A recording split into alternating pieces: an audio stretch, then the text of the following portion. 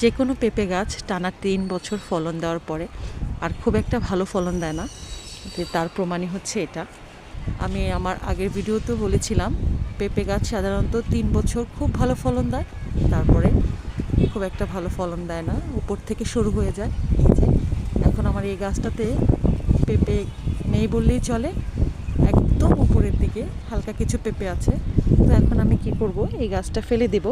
এই গাছটা এখান থেকে কিন্তু ফলন দেওয়া শুরু করেছিল, আলহামদুলিল্লাহ প্রচুর ফলন দিয়েছিল। এখন যেহেতু এটার অবস্থা এরকম, তো আমি গাছটা ফেলে দিয়ে নতুন করে আবার চারা লাগাবো, চারা বসাবো। এই যে পেঁপের আরেকটি গাছ। তো এখন এই টবটার মাটি আমি আবার প্রসেসিং করে রেডি করে এখানে সার টার দিয়ে, গোবর সার দিয়ে তারপরে আমি গাছটি বসিয়ে দেবো।